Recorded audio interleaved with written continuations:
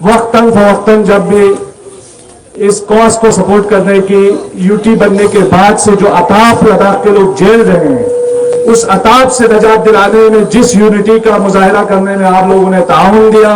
उसके लिए आप शुक्रगुजार के मुस्तहक हैं और मैं बहैसियत नुमाइंदा आप तमाम लोगों के सपोर्ट का शुक्रिया अदा करता हूं। और इसके साथ साथ ये थोड़ा बहुत खुलासतन आप लोगों को बताना चाहता हूं कि पिछले 4 साल में जो चीजें लद्दाख झेल रहा है और बिलखुसूस हमारे इस इलाके में जिस तरीके से अगर आप बात करें रोजगार की, ये यूं तो हमारे हर आइमाए जुमा पूरे करगिल में बेरोजगारी के ऊपर, लद्दाख के ऊपर हो रही नाइंसाफियों के ऊपर रोशनी डालते रहते हैं, लेकिन एक चीज जो एक छोटा सा एग्जाम्पल है वो ये है कि हमारे आजकल जो पढ़े लिखे नौजवान हैं, जो हमारे गेजेटेड पोस्ट है, उसमें से एक लद्दाखी भी पिछले 4 साल में जॉब नहीं हासिल कर पाया। तो ये नाकामी है इस यूटी एडमिनिस्ट्रेशन की, इस सरकार की, जो इतने दावे करने के बावजूद भी उनके सारे दावे खोखले साबित हुए। 2019 का इलेक्शन हो या उसके बाद लेह के कौंसिल का इलेक्शन हो, इस सरकार ने लद्दाख के लोगों से वादा किया था कि लद्दाख को 6ठे शेड्यूल में शामिल किया जाएगा।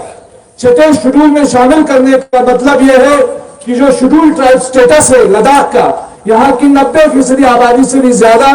कबायली आबादी है, इसलिए जो कबायली आबादी रखते हैं उनके लिए एक कानून है, 6ठे शेड्यूल के अंदर कुछ सेफगार्ड है और उन सेफगार्ड्स की हम जो है मांग कर रहे थे और ये जो रूलिंग पार्टी है उसकी तरफ से भी ये मैनिफेस्टो का हिस्सा था। लेकिन 4 साल गुजरने के बाद हमें होम मिनिस्ट्री की तरफ से ये कहा जाता है कि आपको शेड्यूल 6 नहीं मिलेगा और आपको शेड्यूल 6 हो या स्टेटहुड हो या लेजिस्लेचर हो वो नहीं मिलेगा। इसका मतलब ये है कि जो हमारे नेचुरल रिसोर्सेज हैं, जो हमारे कुदरती वसाइल हैं जो हमारे पास है, चाहे वो ग्लेशियर की शक्ल में हो, चाहे वो मादनियात की शक्ल में हो, आजकल आप हिंदुस्तान में आए रोज खबरों पर भी सुनते होंगे, इस मुल्क के अंदर जो बड़े बड़े सरमायाकार हैं, जो बड़े बड़े कॉर्पोरेट हैं, उनके सामने एयरपोर्ट भी बिक रहा है, रेलवे स्टेशन भी बिक रहा है, हर चीज बेची जा रही है। तो अब 6 शेड्यूल न देने की वजह से ये जो गुमान हमारा था, ये जो शक रही है, इसलिए इस लद्दाख को बेचने की साजिश के खिलाफ हम सबको इकट्ठे होकर आवाज उठाना पड़ेगा और 6 शेड्यूल की डिमांड को यकीनी बनाना पड़ेगा। और इसके साथ साथ चूंकि लद्दाख में पिछले 4 साल में जिस तरीके से ब्यूरोक्रेसी का दबदबा रहा और ब्यूरोक्रेसी के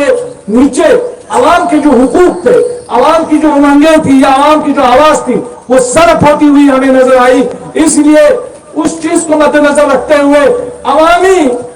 रिप्रेजेंटेशन या अवामी हक के हुकूमत जो अवाम के पास होना चाहिए, उस चीज के लिए स्टेटहुड या रियासत का दर्जा होना लाजमी है। उस चीज को लेकर के भी स्टेटहुड की डिमांड करते हुए हम आगे बढ़ रहे हैं। इसमें आप तमाम लोगों का आइंदा भी ताउन जारी रहेगा, क्योंकि ये लड़ाई कोई छोटी लड़ाई नहीं है, बहुत लंबी लड़ाई है। इस मुल्क के अंदर बहुत सारे इलाके ऐसे हैं जिन्होंने स्टेटहुड के लिए लंबी लंबी लड़ाई लड़ी है, बहुत सारी कुर्बानियां दी है और हमारी लड़ाई क्या ये आगाज है। हालांकि हम पिछले 4 साल से लड़ रहे हैं, लेकिन जो शिद्दत इस वक्त पकड़ ली है, उस शिद्दत में हमको आगे और भी जो है वो मिलकर के लड़ने की जरूरत है। इसलिए मैं आप लोगों का ज्यादा वक्त न लेते हुए फिर एक बार खुशामदीद कहता हूँ यहाँ पे आने पर, और आइंदा भी आप लोगों से यही तकाजा है कि आप लोगों का ये सपोर्ट जारी रहे।